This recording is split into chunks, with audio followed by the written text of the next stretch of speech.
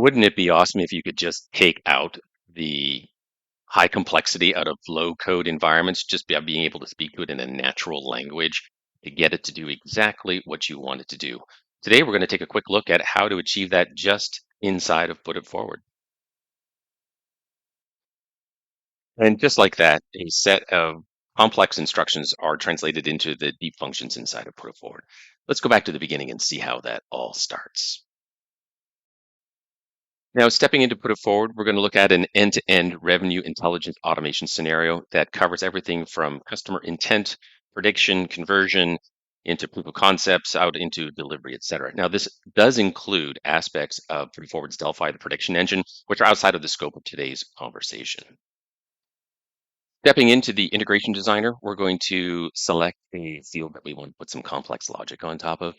In this case here, it happens to be the field that will indicate whether or not someone has the opportunity to convert or what you want to do. So we're going to step over into the assistant on the side here and enter in our query. In this case, we're going to be looking at customers that have a probability of converting that is greater than 80%. And now again, this is tied to the prediction engines inside Delphi.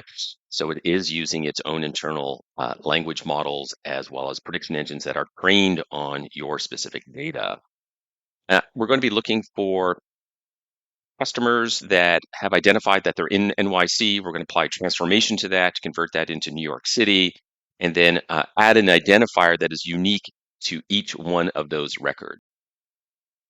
Now, what's happening here in the background is that in the next 10 seconds or so, a set of parameters are being passed into the learning engines of Put It Forward and run against all of the millions of possible combinations of connector logic and flow logic and transformation logic to identify what is the best probable set of conversions or logic to place on side of your transaction here.